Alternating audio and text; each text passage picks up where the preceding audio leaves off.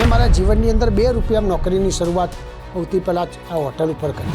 મારા ફાધરનો 935 રૂપિયા પગાર હતો કે 9 રૂપિયાનું દૂધ આખા મહિને ચલાવવાનું. પૂર્વ કેબિનેટ મંત્રી બલવંતસિંહ રાજપૂત સાહેબ અમારી સાથે છે. સાહેબ, ખૂબ ખૂબ સ્વાગત છે ગુજરાત ફર્સ્ટના એક નવા અભિગમ સ્ટુડિયો ઓન વ્હીલમાં. ગલ્લાથી વિધાનસભાના ગૃહ સુધી, સંઘર્ષથી સફળતા સુધીની સફર. અમે 2x2 નો ગલ્લો જોયો.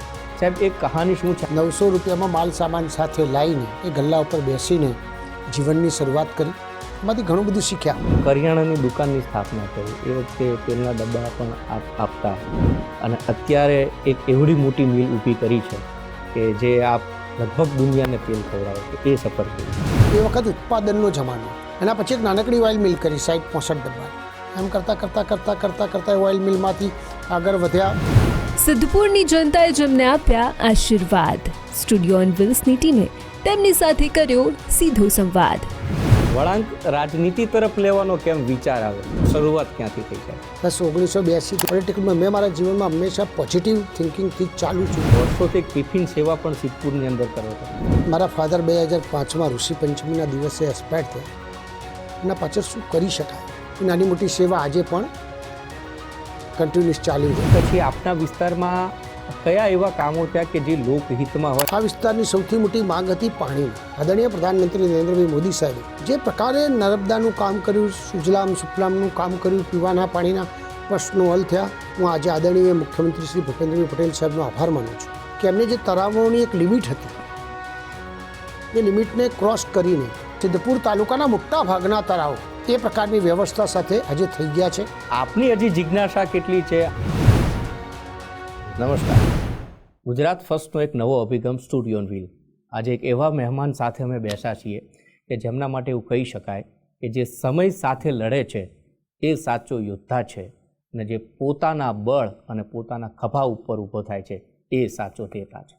1/6/1962 જેમનો જન્મ થયો પાટણ જિલ્લામાં, જેમણે 2x2ના એક ગલ્લાથી શરૂઆત કરી અને એક મોટું એમ્પાયર બનાવ્યું. પૂર્વ કેબિનેટ મંત્રી બલવંતસિંહ રાજપૂત સાહેબ અમારી સાથે છે. સાહેબ, ખૂબ ખૂબ સ્વાગત છે ગુજરાત ફર્સ્ટના એક નવા અભિગમ સ્ટુડિયો ઓન વ્હીલમાં. સર, અમે આજે ફરતા હતા, આપની ઓફિસની મુલાકાત લીધી. આકર્ષણનું કેન્દ્ર, અને ઘણી વખત એવું સાંભળ્યું છે, એક વાર્તા એવી સાંભળી છે કે માણસ જ્યારે ખૂબ મોટો થઈ જાય અને પોતાની જીવનનો ભૂતકાળ ન ભૂલે એ જ જમીની સ્તરે રહી શકે છે. અને અમે આપની ઓફિસ પાસે ગયા, અમે 2x2નો ગલ્લો જોયો. સાહેબ, એક કહાની શું છે? 8 થી 9 વર્ષના આપ હતા અને ગલ્લો આપે મૂક્યો હતો, અને ત્યાંથી લઈને આવડું મોટું એમ્પાયર. નાની ઉંમરે જ મારા ફાધર એ સિદ્ધપુર મિલમાં કામ કરતા હતા. અમે જો રહેતા હતા એની બહાર જ એક હોટલ હતી મારા મોટા પપ્પાની. નાનું મોટું કામ કરતા હતા. ફાધરે પણ પનનો ગલ્લો એ વખત, એ જમાનામાં મને ખ્યાલ છે 900 રૂપિયામાં માલ સામાન સાથે લાવીને તો આગળ મૂક્યો, અને પછી શરૂઆત એ ગલ્લા ઉપર બેસીને જીવનની શરૂઆત કરી. એમાંથી ઘણું બધું શીખ્યા, અને નાનકડી ઉંમરથી જ વેપાર કેવી રીતે કરી શકાય, કામ કેવી રીતે કરી શકાય, એ બધી પરિસ્થિતિથી ધીમે ધીમે જીવન આગળ વધાર્યું. સાહેબ, એ દિવસો કેવા હતા? એ સંઘર્ષ ભર્યા દિવસો. જાણે કે ત્યારે એક પાઈની કિંમત હતી, એક પૈસાની કિંમત હતી. એ દિવસો જ્યારે બલવંતસિંહ રાજપૂત સાહેબ યાદ કરે તો એ મનસ પટેલ ઉપર કેવા વિચારો લઈને આવે? એ વખત જે જિંદગી હતી, મારા ફાધરનો 935 રૂપિયા પગાર હતો. 4 બહેનો હતી, એક ભાઈ હતા. સ્વાભાવિક દ્રષ્ટિએ એક 9 રૂપિયાનું દૂધ આખા મહિને ચલાવવાનું હોય. ઓહો. મને આજે પણ યાદ છે કે 500 ગ્રામ દૂધ તમે સવારે લઈ આવો ગાયનું, અને તોથી આખો દિવસ તમારે 500 ગ્રામ દૂધની અંદર જીવન ચલાવવાનું હોય. એવી સ્થિતિની અંદર સ્વાભાવિક દ્રષ્ટિએ એવું થાય કે બીજી શું આવક કરી શકાય. કે મેં મારા જીવનની અંદર 2 રૂપિયામાં નોકરીની શરૂઆત સૌથી પહેલાં જ આ હોટલ ઉપર કરી. સ્ટાર્ટ નાની ઉંમરથી. પાણી ભરવું હોય, કપડાં બી ધોવાના હોય, ચા પીવાની હોય, ફલાણું કરવાનું હોય, વગેરે વગેરે કરીને પછી આ પાનના ગલ્લા ઉપર બેસવાનું હોય. ફાધરના તો એ જમાનાની અંદર ભણવા જવું હોય એ પહેલાં ટિફિન આપવા જવું પડે. એ ટિફિન આપીને પછી દોડતા સ્કૂલમાં જવાનું. સ્કૂલમાંથી આવ્યા પછી પણ એ વખત તો એટલા બધા પૈસા હોય નહીં, એટલે સ્વાભાવિક માલ સામાન લાવવો હોય તો વળી પાછા એટલા પૈસા વકરો આવ્યો એટલાનો પાછો માલ સામાન લઈ આવવાનો, વળી પાછો ધંધો ચાલુ કરવાનો.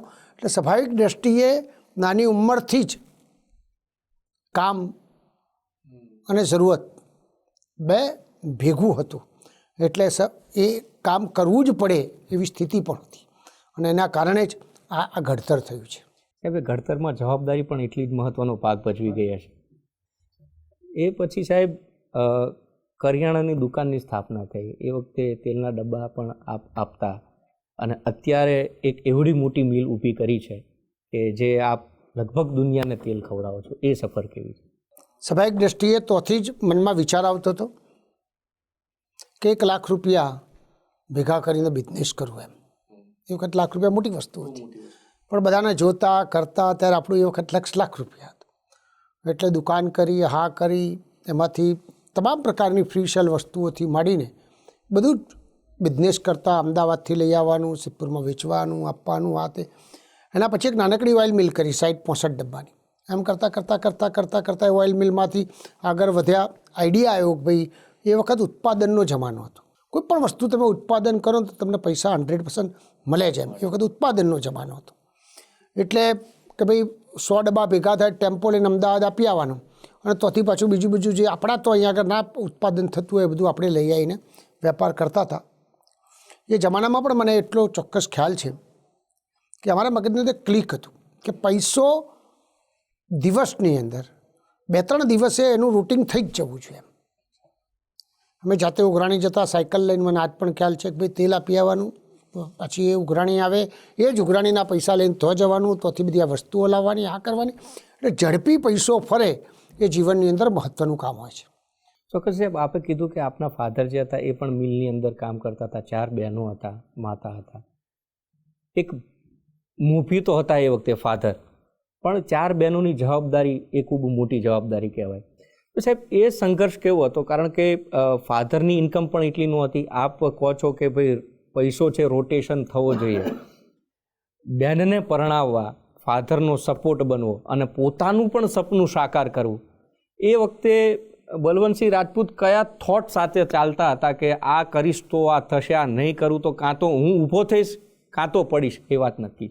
આમાં જીવનમાં તમારી જિંદગી એવી રીતે થતી હોય છે કે 1972માં સિદ્ધપુરમાં પાણી આવ્યું અને અમારું મકાન તણાઈ ગયું.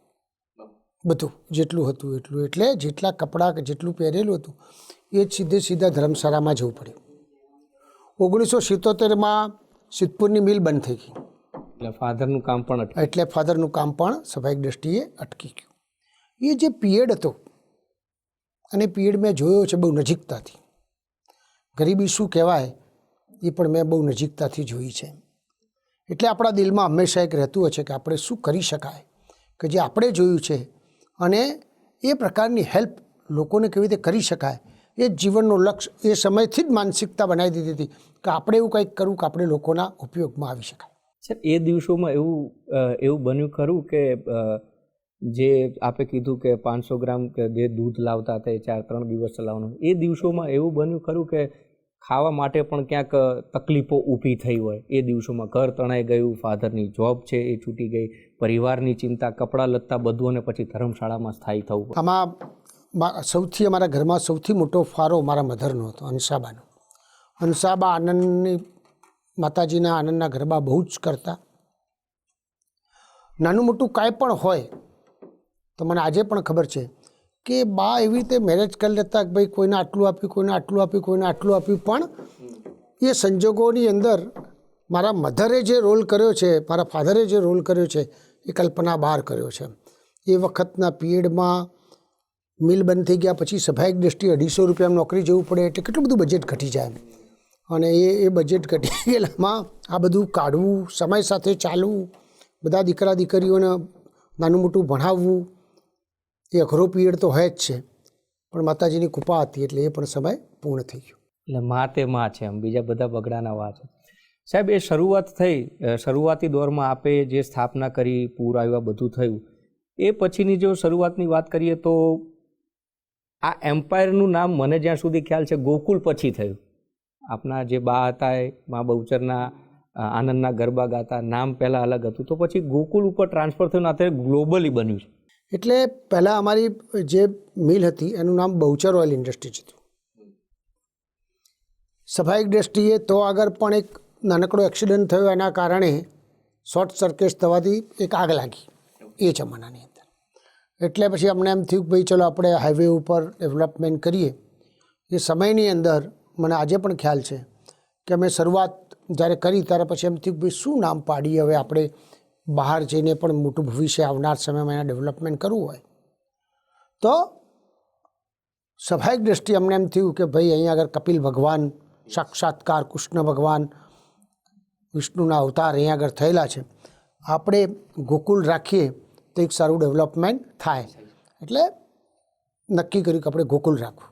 સાહેબ, રાજકીય વાતો પણ કર્યું છે, પણ એ પહેલાં આપના જીવનનો જ એક પ્રશ્ન મારે એવો પૂછવો છે કે અત્યારે પણ કોઈ એવી ઘટના તમારા જીવનમાં બનેલી કે આંખો બંધ થઈને એ ઘટના જો સામે આવે તો બળવંતસિંહ રાજપૂત સાહેબને એમ થાય કે આ મારા જીવનમાં નહોતું બનવાનું છે, એ બની ગયું? કોઈ એવી ઘટના એમ આંખો બંધ થાય તો એમ થાય કે આ કેમ થયું, આ ના થયું હતું અત્યારે ક્યાંક હોત, અથવા તો મારો કપરો સમય હતો, દુઃખનો સમય હતો, એ ઘડી મને યાદ ના આવી જોઈએ? મારા જીવનની અંદર ઘણી બધી ફેર મેં મારા જીવનમાં એક જોયું છે કે હું નોકરી શોધતો હતો અને મને આજ પણ યાદ છે કે કોઈ મિત્ર એવું કહેતા ચલો હું તમને આજે બારદાન છાપવામાં અથવા બીજામાં 8 રૂપિયા મળે એ પ્રકારની નોકરી હું તમને અપાવું. હું રોજ સવારે એક નાનકડું ટિફિન લઈને ઊભો રહેતો.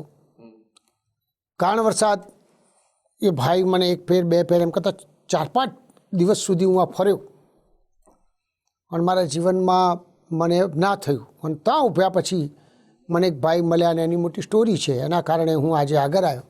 તો મને એમ થયું કે ભગવાનની ઈચ્છા હોય જો હું કદાચ નોકરી ગયો હોત તો હોત, પણ કુદરતી એવો બનાવ બન્યો જેના કારણે મને આ પ્રેરણાવાળી દુકાનની હા તે અને આજે ઘડીમાં મને યાદ આવે, એ પ્રસંગ યાદ આવે. હું 5 દાડા સુધી ફર્યો પણ એ ફેલ ના ગયું, ઉપરથી મારા માટે પોઝિટિવ આવ્યું.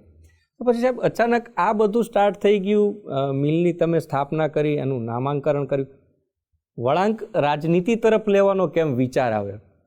મેં કીધું ને કે હું 1982થી પોલિટિકલમાં આવ્યો. એનું સૌથી મોટું કારણ હોય તો 1977માં જે મિલ બંધ થઈ ગઈ ને તે મેં જોયેલું એમ કે ભાઈ મિલ બંધ થઈ જવાથી 1500-2000 સિદ્ધપુરના માણસોનું શું સ્થિતિ થયેલી. અને પોલિટિકલના કારણે બધા એ વખતે ઇન્ટોક મહાજન આ તે બધા પ્રશ્નોના કારણે અને મને પણ એમ થયું કે પોલિટિકલ પોઝિટિવ હોવું જોઈએ. યસ, બિલકુલ. નેગેટિવતા નહીં હોવી જોઈએ. આજે આટલા બધા કારણો વરસાદ આટલા બધા લોકોની જે જોબ ગઈ અને કેટલાય લોકોની જિંદગી બદલાઈ ગઈ હશે, કેટલાય લોકો બિચારા એમાંથી દુઃખી થઈ ગયા હશે, કેટલાય વડીલ માણસો જે પહોંચ્યા હશે, તેમ મારા ફાધરની ઉંમર હતી એમ જે લોકો 50-52 વર્ષે જાય તો પછી શું કરે? એ પરિસ્થિતિની અંદર જીવનની અંદર મને પણ એમ થયું કે મારે પણ આમાં કંઈક કરવું છે. શરૂઆત ક્યાંથી થઈ છે? બસ 1982થી મેં કીધું ને કે એક તક મળી ગઈ અને એના અંદરથી પછી હું ધીમે ધીમે કામ તો કરતો જ હતો અને પ્રમુખ તરીકેની મારી શરૂઆત થઈ.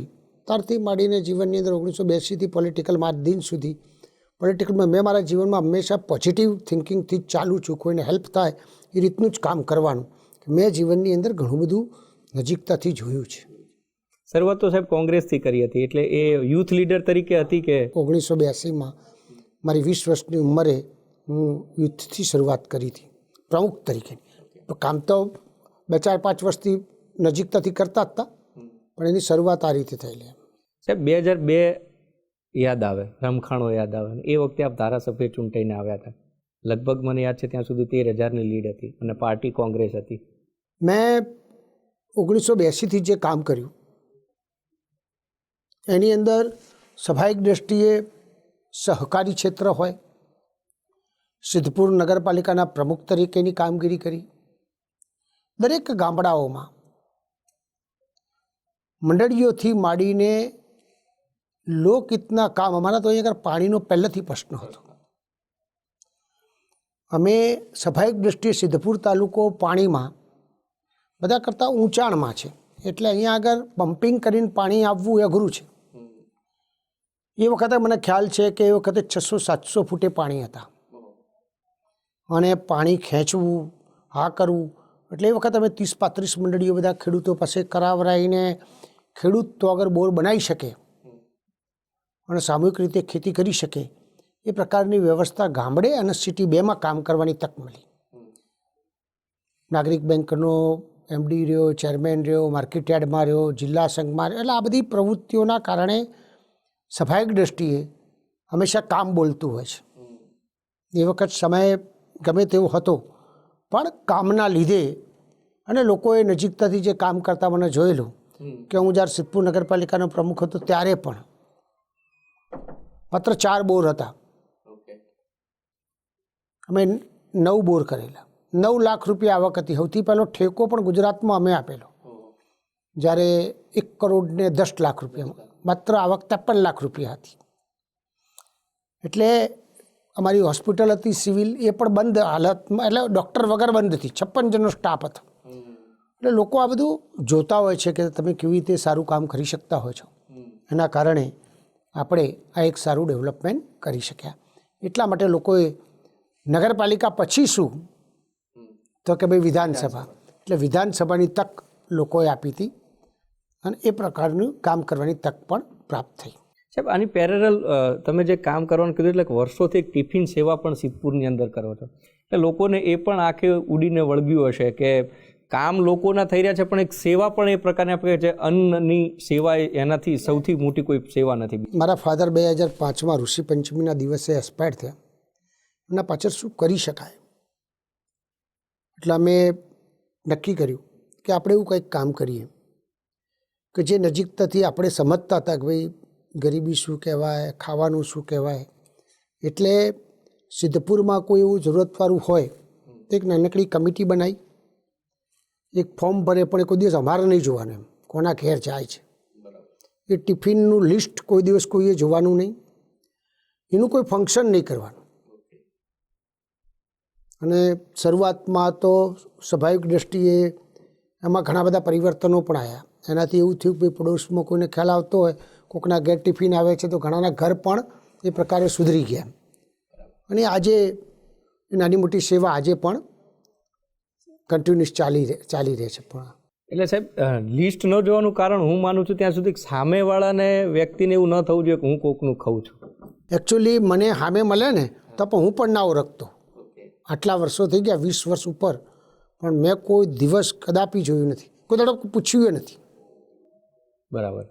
અને 11:30 વાગે એટલે પહોંચી જ જાય. વાર તહેવાર હોય, બીજું હોય, ત્રીજું હોય, એ પ્રકારની વ્યવસ્થા બધી ટીમ સારું કામ કરે છે. સાહેબ, આપ તો એટલા કર્મનિષ્ઠ છો, પણ આપની બાનું પણ સપનું હતું કે સિદ્ધપુર માટે કંઈક કરવું, જે ક્ષેત્રમાં રહીએ છીએ ક્ષેત્રના વિકાસ માટે કરવું.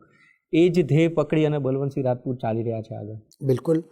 અમે મેં આ બંધ હોસ્પિટલ જોયેલી ને ત્યારે મારી એક સિસ્ટર દાખલ થયેલી. હું 3 મહિના જનરલ વોર્ડમાં રહેલો છું. એટલે મેં મારા જીવનમાં નજીકતાથી જોયું હતું કે આપણે તકલીફ શું છે. એટલે મેં 1992માં ભાડાની એક ટ્રસ્ટ બનાવીને શરૂઆત કરી હતી. એ વખત તો સરકારની આટલી બધી સરસ અત્યારે યોજનાઓ છે, એ વખત તો યોજનાઓ પણ હતી નહીં, ઓછી હતી. એના કારણે બહુ તકલીફ પડતી. ત્યારથી અમે નક્કી કરેલું કે આપણે નાનું મોટું હોસ્પિટલોમાં, બીજામાં, ત્રીજામાં કામ કરીને ચાલુ કરવું. તો ઘણા બધા પેશન્ટોને રાહત રૂપે શું મદદ કરી શકાય. માત્ર અમે 100 રૂપિયામાં ડિલિવરી કરાતા, બધું આવી જાય અંદર, દવા, હાથ. 100 રૂપિયામાં ડિલિવરી? એ જ અમે. અને 20 રૂપિયા જ ખાલી કેસ ફી લેતા. 6-7 ડૉક્ટરો હતા. સારી સેવાનું માધ્યમ એ વખત સ્ટાર્ટ થયેલું. આજે તો ઘણા બધા ડૉક્ટરો થઈ ગયા, સરકારની બધી સ્કીમો થઈ ગઈ, પણ આજે અમારી હોસ્પિટલ એ જ પ્રકારની સેવા આજે પણ કરી રહી છે. સાહેબ, આ સફર થઈ કેબિનેટ બને. કેબિનેટ બન્યા પછી આપના વિસ્તારમાં કયા એવા કામો થયા કે જે લોકહિતમાં હોય? આપે જે પાણીની વાત કરી હોય, આરોગ્યની દ્રષ્ટિ હોય, કે જે કામો છે શરૂઆત થયા હોય? ખાસ કરીને કોઈ પણ મત વિસ્તાર હોય, કોઈ પણ માણસ હોય, અને મગજમાં એવું આવે કે ભાઈ પોતાના સ્થાનિક કક્ષાએ રોજગારી પ્રાપ્ત થાય તો બહુ સારું. માઇગ્રેશન ઓછું થાય, એને પણ આનંદ આવે, ઘર આંગણે કામ કરવાનું. હા, તો ભૂતકાળમાં અમારા તો GRDC કોઈ કારણવશાત બંધ થઈ ગઈ હતી. અને જ્યારે હું 2002માં ચૂંટાઈને આવ્યો ત્યારે પણ મનથી નક્કી કરેલું કે ભાઈ આપણે આ GRDC ચાલુ કરવી છે. એ જીઆઈડીસી ચાલુ થઈ, આપણે જ્યાં બેઠા છીએ એની બાજુમાં જ છે. એ વખત 300 રૂપિયાનો પ્લોટ આજે 8,000 રૂપિયે પણ બધી જ 100% જીઆઈડીસી ફૂલ ફેસમાં આજે ચાલી રહી છે. 10,000 લોકો કામ કરે છે. આ વિસ્તારની સૌથી મોટી માંગ હતી પાણીની, કે ભાઈ પાણી ના આવે તો દર વર્ષે 5 મીટર પાણી સફાઈ દ્રષ્ટિએ અંદર જાય છે. અમારા તો 800-900 ફૂટે અત્યારે બોર થઈ ગયા, 1400 ફૂટે દૂધિયું પાણી છે. 15-20 વર્ષ જો આ પરિસ્થિતિ ચાલે તો સ્વાભાવિક દ્રષ્ટિએ પાણી ના હોવાના કારણે કદાચ નિજત બી કરવી પડે. આવી પરિસ્થિતિના નિર્માણમાં આદરણીય પ્રધાનમંત્રી નરેન્દ્રભાઈ મોદી સાહેબે જે પ્રકારે નર્મદાનું કામ કર્યું, સુજલામ સુફલામનું કામ કર્યું, પીવાના પાણીના પ્રશ્નો હલ થયા. એ વખત 2005માં પણ સરસ્વતી નદીમાં પાણી આવ્યું અને આ વિસ્તારની અંદર પાણી કેવી રીતે ડેવલપ થાય એના માટે બહુ જરૂરી હતી. હું આજે આદરણીય મુખ્યમંત્રી શ્રી ભૂપેન્દ્રભાઈ પટેલ સાહેબનો આભાર માનું છું કે એમની જે તળાવોની એક લિમિટ હતી એ લિમિટને ક્રોસ કરીને આ વિસ્તારની અંદર સખત તળાવ ભરાઈ રહે, પાણી સ્થાયી રહે અને 365 દિવસ રહે તો સફાઈ દ્રષ્ટિએ આપણા જમીનના તર ઊંચા આવે એ પ્રકારની વ્યવસ્થા થાય. આજે મને કહેતા એક વાતનો આનંદ છે કે સરકારે કરોડો રૂપિયા, હજારો કરોડ રૂપિયા ખર્ચીને બધી યોજનાઓ, બોલું તો ઘણું બધું મોટું થઈ જાય, એટલે સિદ્ધપુર તાલુકાના મોટા ભાગના તળાવ એ પ્રકારની વ્યવસ્થા સાથે આજે થઈ ગયા છે. એનાથી આગળ વધીને દર ચોમાસાનું પાણી જે વ્યર્થ થતું હતું એ અંદર ઉતરી શકે એ પ્રકારની વ્યવસ્થા પણ થઈ છે. સ્વાભાવિક દ્રષ્ટિએ સિદ્ધપુર એ માતૃજ્ઞા માટે આખા વિશ્વના લોકો અહીં આવે, સરસ્વતી નદીમાં પાણી રહે એ પ્રકારની વ્યવસ્થા પણ કરવા માટે આદરણીય મુખ્યમંત્રીશ્રીએ જબરજસ્ત વ્યવસ્થા કરી, પહેલો ફેસ કર્યો અને આજે હીરાબા સરોવરના નામે અદ્ભુત વ્યવસ્થા. એમ તમે નદી ગયા હશો, સરસ પાણી ભરી રહેલું છે. આપ તો સિદ્ધપુરના પણ વતની છો એટલે તમને પણ ગૌરવ થાય. મેં એ વખત પાણી જોયેલા આપણે સરસ્વતી નદીના અને આજે ભરાઈ રહ્યા એના કારણે અનેક વસ્તુઓના ફાયદા થયા છે.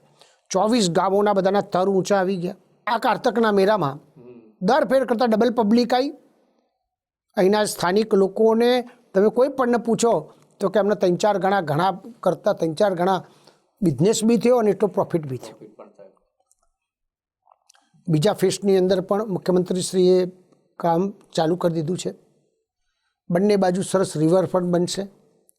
આપણા બિંદુ સરોવર સુધી, બિંદુ સરોવરના પાણી પણ જે ઉપર હતા, મને ચોક્કસ ખ્યાલ છે કે બીજો રિવરફ્રન્ટ જે દિવસે ચાલુ થશે અને ડેવલપમેન્ટ થશે તો બિંદુ સરોવરમાં પણ ઓટોમેટિક પાણી ઉપર આવી જશે. એટલે તમામ તળાવો, પાણીની જે સમસ્યા સિદ્ધપુરમાં હતી એ આજે આપણને આનંદ થાય કે મોટા ભાગે પાણીની જરૂરત આજે ઘણી બધી થઈ ગઈ છે. આવનાર સમયની અંદર સિદ્ધપુરમાં 100 કરોડના ખર્ચે સિદ્ધપુર તાલુકામાં મોહિણી નદી છે, એ ધારીવાડાથી ઈશ્વર સુધી 20 કિલોમીટરનો વિસ્તાર છે.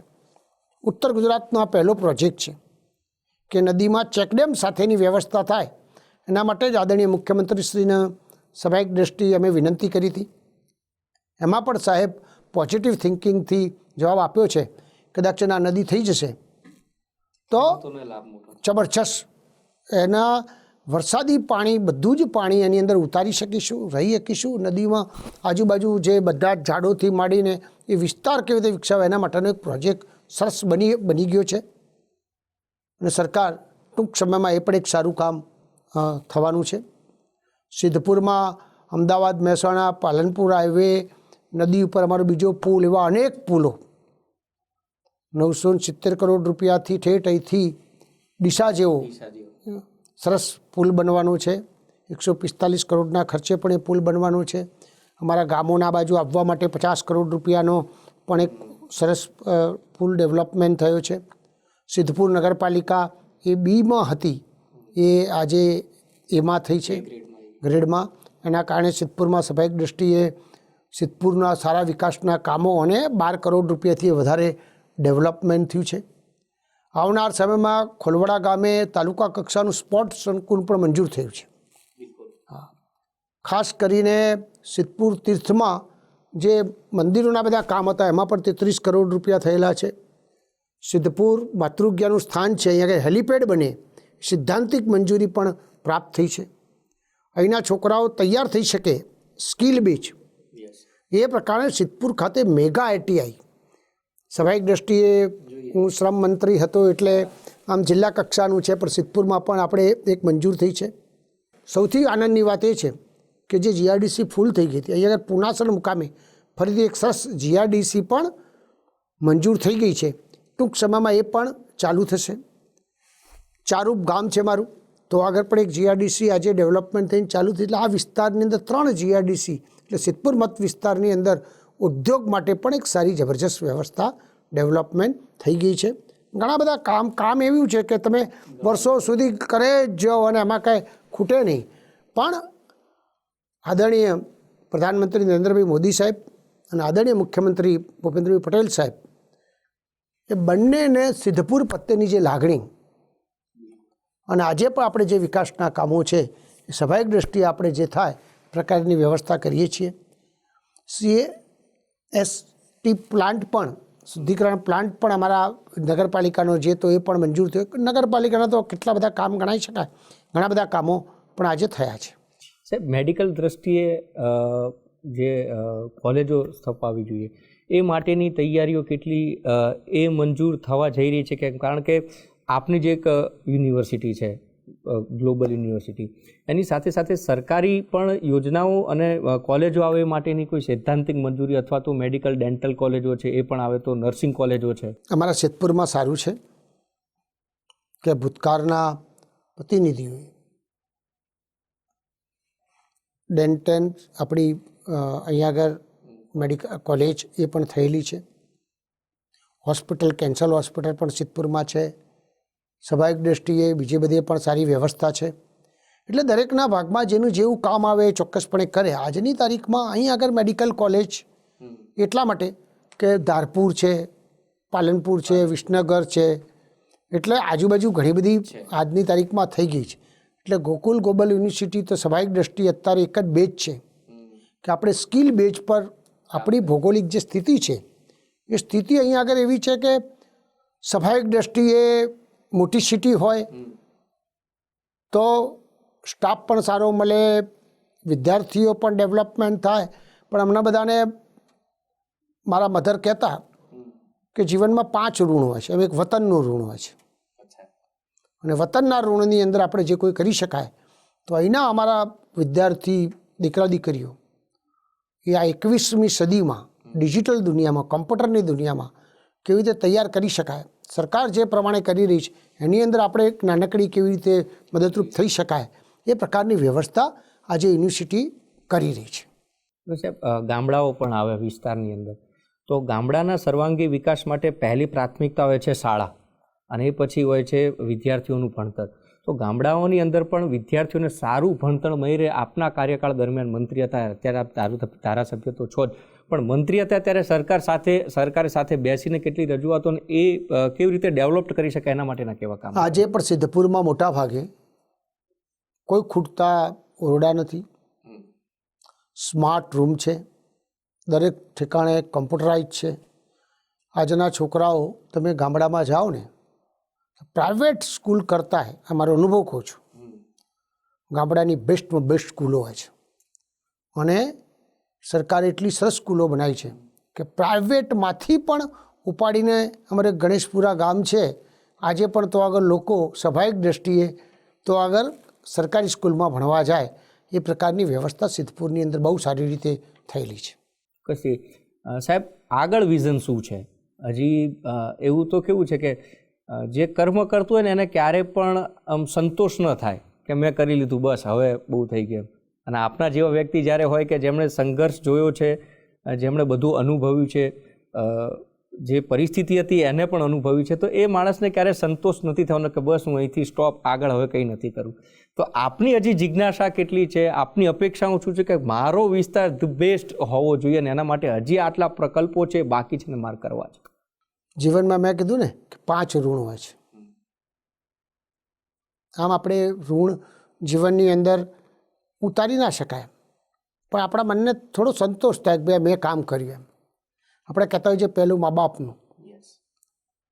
તો આજે આપણાથી જે તથાશક્તિ જે થતું હતું તે આપણાથી થયું છે.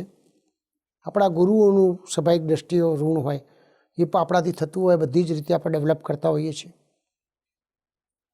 જે સમાજનું ઋણ હોય કે ભાઈ સમાજના ઉપયોગી કેવી રીતે થઈ શકાય, એના માટે પણ અનેક પ્રકારના જુદા જુદા જેવી રીતે દરેક સમાજના, એક સમાજના નહીં બધા જ સમાજના કામ આપણે કરીએ છીએ. હું એવું ગણાવીશ નહીં કે ભાઈ આમ છે એ છે, પણ આપણે કરતા હોઈએ છીએ. એક વતનનું ઋણ હોય એ પણ મેં કીધું ને કે ભાઈ એક વતન તરફની ભાવના રાખીને આપણે આગળ સ્વાભાવિક દેશ, એક રાષ્ટ્રનું ઋણ હોય. મારી દ્રષ્ટિએ હું તો એવું કહું છું બધા લોકોને કે ભગવાને મને નાની ઉંમરમાં કદાચ મેં કલ્પના નથી કરી એનાથી વધારે દરેક વસ્તુઓ પ્રાપ્ત થઈ. ભગવાનનો, સમાજનો, રાષ્ટ્રનો આભાર માનું છું. અને એમ કહું છું કે જીવનની અંદર માણસ ખાલી હાથે આવતો હોય છે અને ખાલી હાથે જતો હોય છે. 5 વર્ષ 5 પેઢી પછી આપણા દાદા કોણ હતા યાદ કરવું હોય તો પાછું આપણને યાદ આમ બહુ કસવું પડે એમ. 7મી પેઢીએ તો કદાચ આપણે યાદ ના બી આવે એમ. તો જીવનની અંદર બધા કહેતા હોય છે ને એમ આપણે પણ આપણા જીવનની અંદર એક પક્કું છે કે માણસ જ્યારે બી અહીંથી જાય એટલે લોકો એને યાદ કરવા જોઈએ, જો સુધી થઈ શકે તો સુધી. તમારે એવા કામ કરવા જોઈએ જેના કારણે લોકો આપણને યાદ રાખે અને પણ સારી રીતે યાદ રાખે. કર્મના સિદ્ધાંતો મુજબ ગઈ ફેર કર્મના સિદ્ધાંતોથી આપણને જે પ્રાપ્ત થયું આ ફેરે એવા સારા કામો કરીએ અને સારો કામ કરવાની તક જ્યાં સુધી મળે છે અને જે વિષયમાં મળે છે. ભાઈ ધારાસભ્ય હતા નહોતા, આજે અમે જ્યારથી કાર્યાલય ચલાવીએ છીએ ત્યારથી આ દિન સુધી દર શનિવારે હું જઉં છું.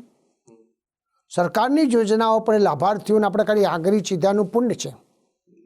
મોટાભાગની યોજનાઓ સિદ્ધપુરની અંદર કેવી રીતે બધા જ લાભાર્થીઓને પ્રાપ્ત થાય અત્યાર સુધી મને એક આનંદ છે કે 12,000 લાભાર્થીઓને મેં 3 વર્ષની અંદર જે સરકારની યોજના હતી પણ એનો પણ લાભ અપાવવા માટેની નિમિત્ત આપણે બન્યા છીએ.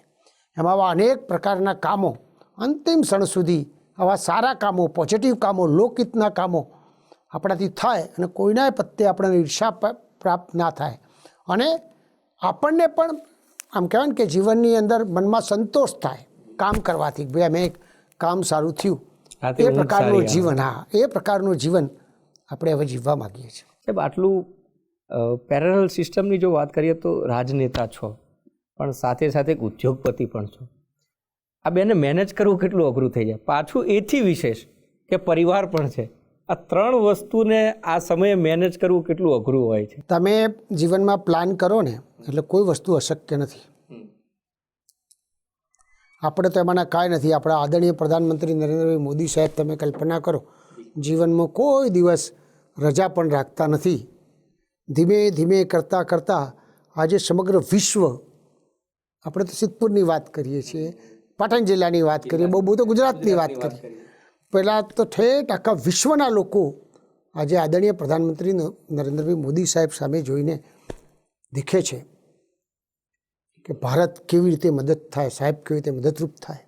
એ પ્રકારની વ્યવસ્થા જો ઉપર થતી હોય તો આપણે તો સામાન્ય કામ કરવાનું છે એટલે ઓટોમેટિક સમય સાથે ડેવલપમેન્ટ થઈ જતું હોય છે. સાહેબ, બીજી મહત્ત્વની વાત એ કે આ સમય અનુકૂળતાની સાથે સાથે જ આપે જે ડેવલપમેન્ટની વાત કરી તો રાજકારણને છોડી, સમાજને છોડી અને મારે સમજવું છે કે ઘણા બધા એવા લોકો છે જે ધનપૂંજીઓ છે, ઘણું બધું છે પણ એમના હાથમાંથી છૂટતું નથી, મતલબ કે દાન થતું નથી. તો દાનનું મહત્ત્વ બલવંતસિંહ સાહેબ રાજપૂતના મનમાં શું છે અને કેમ જરૂરી છે? મારા જીવનમાં મને આજ પણ ખ્યાલ છે અને હું તો મારા અનુભવના આધાર પર કહું છું. હું કોઈની ટીપકા યા પોઝિટિવ પણ મારા જે અનુભવ રહ્યો છે, તમે 1 રૂપિયો દાન કરો ને એટલે 1000 રૂપિયા ભગવાન તમને આપે છે. આ મેં પ્રત્યક્ષ રીતે જીવનના અનુભવો કર્યા છે. અને મેં કીધું ને કે અહીં જ બધું મૂકીને જવાનું છે તો શા માટે કંઈક ને કંઈક કોઈકના ઉપયોગમાં થાય એવું ના કરીએ એમ. અંતિમ પ્રશ્ન સાહેબ, અત્યારની આવનારી જનરેશન કે જે રાજકારણની અંદર પગ મૂકી રહી છે, જેમને રાજનેતા બનવું છે, જેઓને મંત્રી બનવું છે, જેઓ શરૂઆત કરી રહ્યા છે, એમને કોઈ સંદેશો આપવો હોય અથવા તો એક ટીપ આપવી હોય તો શું આપી શકાય? જાહેર જીવનમાં માણસ શરૂઆત કરે ને અને પોઝિટિવ કામ કરે એનો જેટલો આનંદ છે ને એ કલ્પના બહાર છે. તમારો ધ્યેય ફિક્સ હોવો જોઈએ કે હું મારા જાહેર જીવનની અંદર મારું 5મું ઋણ છે રાષ્ટ્રનું ઋણ. રાષ્ટ્રના ઋણ કરવા માટે હું જઈ રહ્યો છું. તો એ જે પ્રકારે આપણે ઘરમાં સામાજિક બીજી બધી વ્યવસ્થા કરીએ છીએ એ જ રીતે આપણે રાષ્ટ્રના ઋણ માટે પણ આપણે કરવું જોઈએ. તો જ આપણું જે ઓરિજિનલ જે આપણે કહીએ છીએ કે ભાઈ વસુદેવ કુટુંબ, વિશ્વ આખું આપણું કુટુંબ છે, એ ભાવના સાથે આપણે ચાલવું જોઈએ. ખૂબ ખૂબ આભાર સાહેબ. આજે અમારી સાથે આપની સંઘર્ષભરી વાતો સાંભળી અમને પણ ઘણી બધી પ્રેરણા મળી છે. અને એટલા માટે જ મેં પહેલાં કીધું હતું કે જે પોતાના બળે લડે એ સાચો યોદ્ધા કહેવાય. સાહેબ પોતે કર્મે અને ધર્મે રાજપૂત છે અને ક્ષત્રિયતા એમની અંદર દેખાઈ રહી છે. એ જ મનોબળથી જેમણે પોતાની સંઘર્ષની કહાની નક્કી કરી હતી. તમામ એક સમય એવો આવ્યો હતો કે હવે શું કરું, પણ ત્યારે પણ હિંમત ન હારી હતી અને અત્યારે આવડું મોટું એક એમ્પાયર તો ઊભું કર્યું છે. પણ એમનું જે 5 ઋણમાંના એક ઋણ મહત્ત્વનું કે રાષ્ટ્રનું ઋણ ચૂકવવું, એ તમામમાં એ ઉમળકો હોવો જોઈએ, આનંદ હોવો જોઈએ કે હું કેવી રીતે કરી શકીશ. અને સાહેબે ખૂબ સારી વાત કરી કે ક્યાં લેકે આયે થે ઓર ક્યાં લેકે જાઓગે, કશું જ તમારું નથી. અને એટલા માટે જ હું આમ કહેતો આવું છું કે તમારા પાસે ખોવા માટે કશું નથી, કારણ કે તમારું કશું નથી. આ ભાવના સાથે રાષ્ટ્રનું કામ કરવું, વિસ્તારનું કામ કરવું, અને એ જ હેતુથી બલવંતસિંહ રાજપૂત સાહેબ છે એ પોતાના કાર્યશૈલીથી આગળ વધી રહ્યા છે. ઘણા બધા પ્રકલ્પો એમણે પોતાના વિસ્તાર માટે, પોતાના લોકો માટે યોજનાઓનો લાભ અપાવ્યો છે, બધું કર્યું છે. પણ છતાં પણ એ કર્મનિષ્ઠ છે, મન ક્યારે સંતુષ્ટ માનતું નથી. અને આવનારા સમયમાં પણ એમના વિસ્તારના લોકોને, એમના ક્ષેત્રના લોકોને વધુમાં વધુ રોજગારી, પાણીના જે પ્રશ્નો છે એ થાય, તીર્થધામ છે એમાં પણ સારું એવું ડેવલપમેન્ટ થાય, એ વિચાર સાથે આગળ વધી રહ્યા છે. નમસ્કાર. ફરીથી મળીશું સ્ટુડિયો ઓન વ્હીલમાં એક એવા વ્યક્તિત્વ સાથે કે જેમની સંઘર્ષની કહાની ફરીથી તમને હચમચાવી દેશે. નમસ્કાર.